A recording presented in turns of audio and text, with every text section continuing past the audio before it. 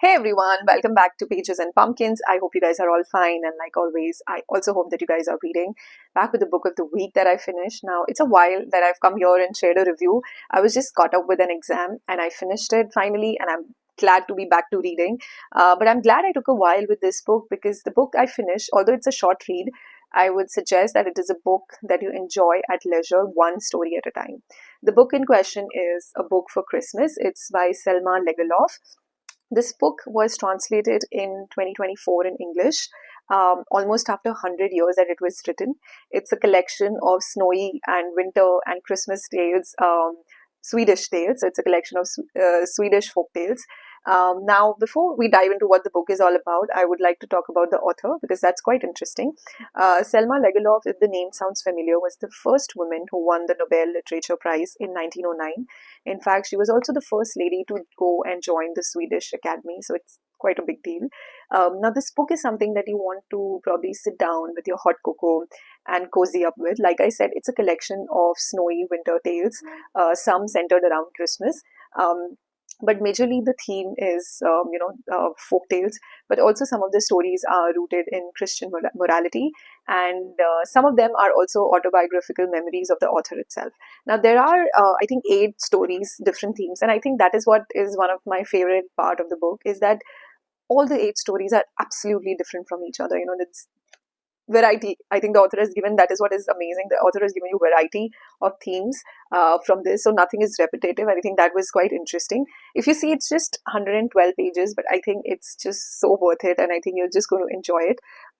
8 stories, but my favorite has to be the first one, which is which has a bookish theme, and the title itself is Book for Christmas. So it is actually author's childhood memory, where she's talking about her family and her Christmas, the Christmas Eve, and she's talking about her dilemma, where she's wondering that if she's going to get a Christmas, if she's going to get a book for Christmas or not, because if she doesn't get a book, what is she going to do on the Christmas night? So in fact, there is a quote here which is mentioned behind the book from that chapter. But what shall I do on Christmas night if nobody has given me a book? So, there's a scene where they show about the author's family. You can read about her family. You can read about her Christmas celebration. There is mention about the Christmas feast, what that looks like, the excitement and the surprise element of Christmas gifts. And, when you're just about to open them and you're wondering what gift you're going to get. And of course, the bookish desire that the author has, that if she's going to get a book for Christmas or not. So obviously that was my favorite chapter. But not all chapters are sweet and kind, I would say. Like I said, there are different themes. There is one chapter called it is called the rat trap, in which we have a peddler who thinks that the world is one big rat trap, and there are people and situations are just waiting for to trap innocent men. And just when someone shows him kindness, he kind of takes a wrong decision. But eventually the story is about kindness and second chances. There's also a story which is called The Skull, which is, I would say, has a dark theme. It's about, while it is centered around Christmas, but the theme is of domestic abuse. So like I said, and violence. So like I said, that not every story is filled with kindness.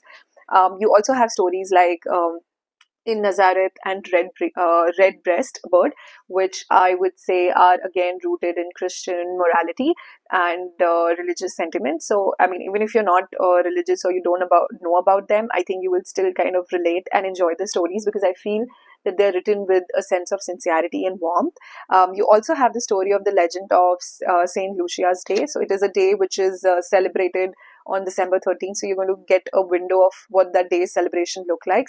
It's basically, the structure of that story is like a fairy tale, where you see good winning over evil towards the end. So these are, I mean, you have then different stories. Then there is also The Princess of Babylon, which is a cute family story and shows the father and the daughter bond.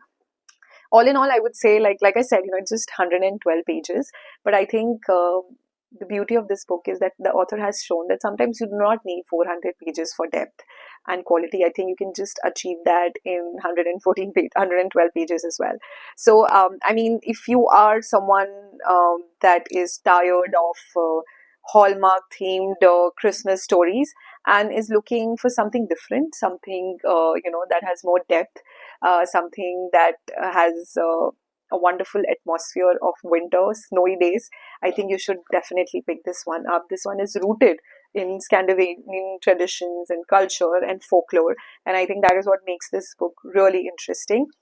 Personally, for me, the atmosphere, the winter atmosphere in the book is absolutely stunning, which I really enjoyed. So all in all, I would say definitely, not a book for everyone, but I think if you're looking for something different to read in this month, I think you should definitely give this book a try. I think it also works very well to gift it to someone as a Christmas or a holiday season gift. So yeah, that's all on this wonderful book. I hope you guys enjoyed the review. Let me know in the comments, and till then, please keep reading and enjoy your holiday season.